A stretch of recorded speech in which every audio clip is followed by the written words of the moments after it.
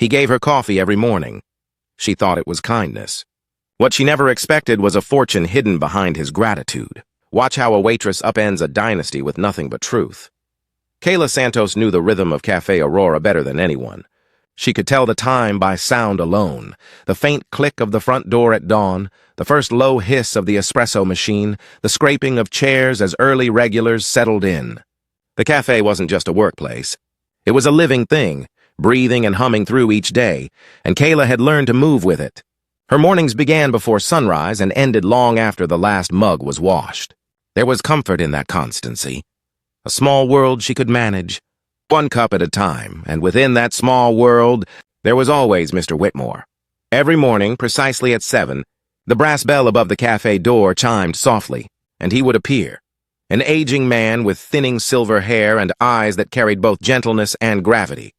His movements were deliberate, slow but sure, as though each step reminded him that life itself was a privilege. Kayla had memorized his habits the way one might memorize a favorite song. The way his coat slipped from his shoulders, the exact spot he liked at table 7, the pause he took before lowering himself into the chair.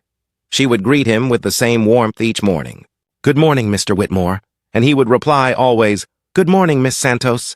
You're keeping this place alive, you know." To anyone else, he was just another old man taking too long to order, but to Kayla, he was the cafe's heartbeat. She steadied his toast when his hands trembled. She made sure his coffee stayed hot but never bitter. She listened when he spoke, about the wife he missed, the business he once owned, the years that seemed to have slipped away like spilled sugar. It wasn't sympathy that drove her kindness. It was recognition. She saw him not as a burden, but as someone who still mattered. For 2 years, that quiet companionship became ritual. She didn't know that in those ordinary mornings. Something extraordinary was being written. Then one damp Thursday, the rhythm faltered. The door opened, not to Mr. Whitmore's familiar shuffle, but to a cluster of strangers, 4 men in identical black suits and one older man with gray hair, his briefcase polished and heavy. The cafe fell silent. Conversations halted mid-sentence. Even the espresso machine seemed to hiss more softly. The older man scanned the room, his eyes sweeping past the regulars until they settled on her. "Are you Miss Kayla Santos?" Her heart gave a small, uncertain skip. "Yes," she said, setting down the tray she'd been carrying. The man's voice was calm but solemn. "I'm sorry to inform you that Mr. Robert Whitmore passed away last night." The words landed like a stone dropped into still water. The sound of them rippled through the cafe, through her chest, through the air itself. Kayla blinked, trying to understand. He was just here yesterday," she whispered. "He had coffee. He said he'd see me tomorrow." The man nodded gently. "He left instructions regarding you?" He opened his briefcase and slid a thick folder across the counter. Kayla stared at it, her reflection faintly visible on its polished surface.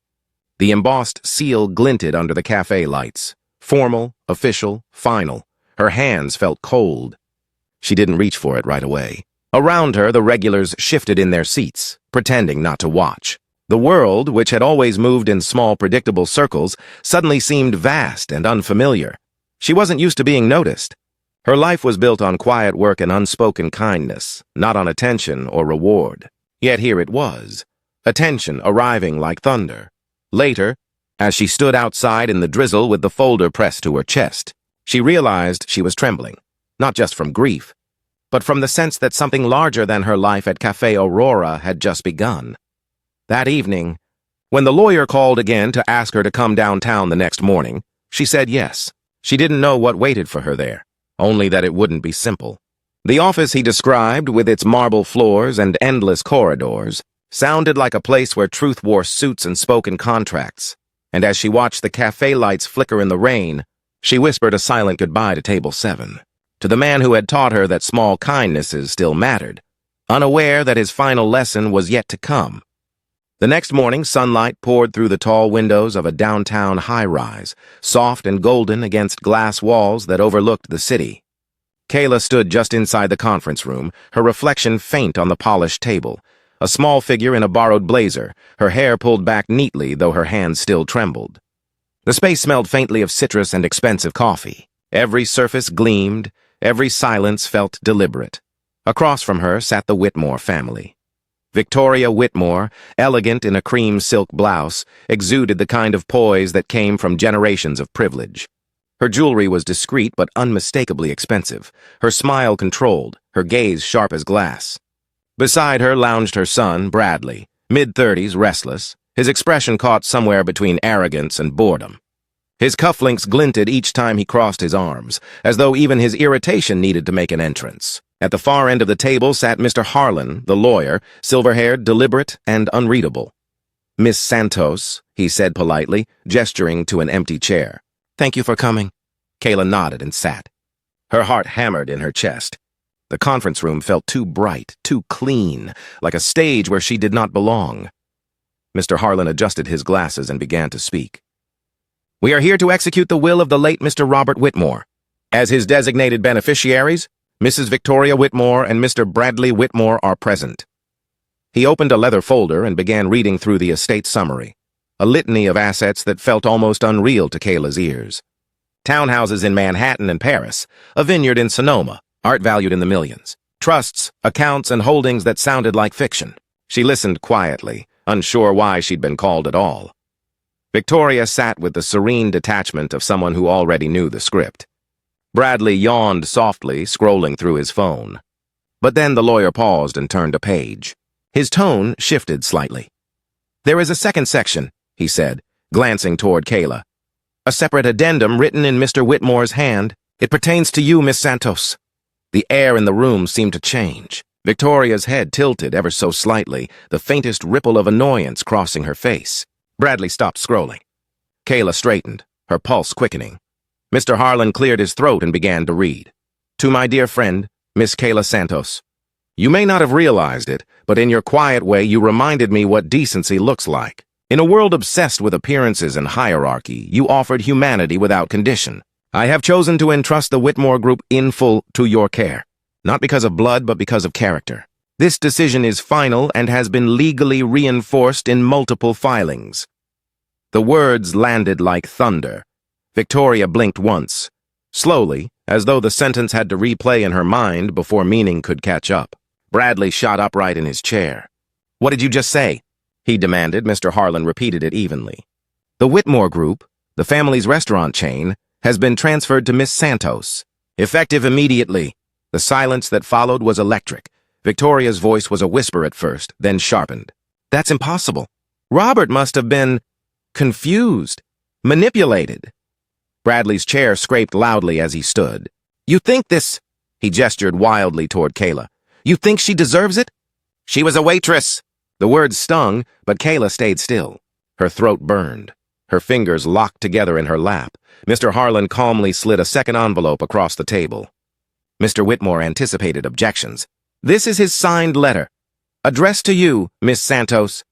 Her name, in the same shaky script she'd seen before, stared up at her. She unfolded it with care. "Kayla, you didn't know I was watching. You paid for strangers when no one else did. You stood up for staff others ignored. You made an old man feel human again. The business needs someone who remembers that people matter more than profit. That's why it's yours." Her eyes blurred with tears. When she looked up, Victoria was seething, her composure cracking like porcelain. "This is absurd. I'll challenge it. I'll have it overturned." Mr. Harlan's tone stayed measured. "You're welcome to try, Mrs. Whitmore, but the filings are airtight. Every clause was verified, notarized, and recorded." Mr. Whitmore was of sound mind. "His intentions cannot be undone." Bradley leaned forward, his jaw tight. "You don't belong in this world, Miss Santos," he hissed. "You'll drown in it." Kayla folded the letter carefully and met his gaze for the first time. "Maybe," she said softly. "But I'll drown trying to do right, not trying to hold on to what I didn't earn." The room pulsed with unspoken fury. Victoria turned away, trembling, her hands clenched. Bradley stormed out. Kayla sat still, heart pounding, letter trembling in her hands. She could feel the weight of their scorn, generations of entitlement pressing against her, but beneath it, a new strength was rising. For the first time in her life, she wasn't just serving coffee at someone else's table. She owned the table, and she intended to change who got a seat at it. Thrown overnight into a world of ledgers and meetings, Kayla did not flinch. The first days felt like being dropped into a storm without a map. Words and phrases collided around her like foreign weather. Quarterly projections, EBITDA margins, vendor arbitration, fiscal exposure. She had never taken a finance class, never written an executive memo, never worn a nameplate that read Chief Executive Officer. Yet somehow, here she was, sitting at the head of a long glass table with eyes watching, judging, waiting for her to fail. The whispers began early. The Waitress CEO. The sentimental choice. She'll last a month. Kayla heard them all. She didn't fight them, not with words. She showed up early, stayed late, and began to learn. At night, she studied the company's past financials with the same focus she once used to memorize customers' orders and their smallest habits, who liked extra sugar, who tipped in coins, who always smiled but never meant it. Patterns were second nature to her. She found them everywhere, in spreadsheets, in email threads, in subtle shifts in tone during board meetings. The skill that made her a good waitress, paying attention, became her quiet superpower. She stumbled at first. She mispronounced financial terms, asked naive questions, and once spilled coffee during a presentation, which the tabloids seized on as poetic irony. But while the media mocked her, the staff watched. They saw the humility, the discipline, the refusal to posture. Bit by bit, the tone inside the headquarters began to change. It was Linda who noticed first. A veteran CFO with decades of experience and scars to match, she'd been politely sidelined during the Whitmore family's reign. Too outspoken, too ethical. After a late meeting one night, when most had gone home, she lingered. "You read people better than you read numbers," Linda said, tapping a thick binder. "But that's fine. The numbers are just people telling the truth in a different language. You'll get there." Kayla smiled, weary but grateful. "Then teach me how to listen to their language." That was the start of something new. Together, they built a quiet alliance. Linda, the unflinching realist. Marcus, a regional manager who'd been demoted for questioning Bradley's efficiency plans. And Sophia, a chef whose innovative menu proposals had been buried by bureaucratic pettiness. They met after hours, in corners of the building where the Wi-Fi flickered and the cameras didn't reach. As they began to sift through data, inconsistencies appeared like cracks in marble. Restaurant locations labeled underperforming were actually profitable until funds were mysteriously reallocated. Suppliers invoiced double for half-delivered goods. Maintenance contracts were awarded to shell companies that traced back to offshore accounts. Every document they opened whispered the same story. This wasn't mismanagement. It was sabotage. Bradley's fingerprints were everywhere. Subtle at first, buried under layers of corporate jargon and internal approvals. His so-called solutions to save the chain had, in fact, been steps toward collapse. Artificial losses would lower valuation. Then, when the company was weak enough, he could buy it back under a different name. Victoria's side was more sophisticated. Legal filings designed to paralyze decisions, offshore accounts quietly draining liquidity, and strategic delays that slowed every recovery effort. The picture that emerged was chilling. The Whitmore group hadn't been dying by accident.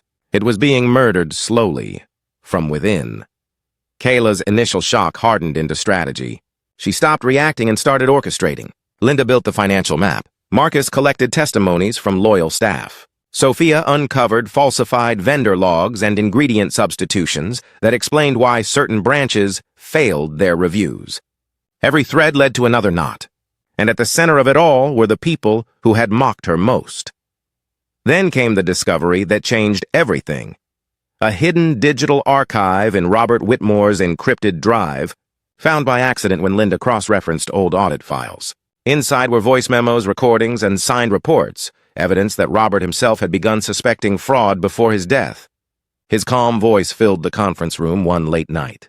"If you're hearing this, then you've already seen what they did. Don't let them bury the truth again. Facts are power. Use them." Kayla sat in silence as the room absorbed his words. She didn't cry. She didn't gloat. She simply nodded, the fire in her eyes replacing fear with focus. The evidence wasn't just protection. It was purpose. From that night forward, every meeting, every document, every polite conversation became part of her quiet war. She wasn't building revenge. She was building proof.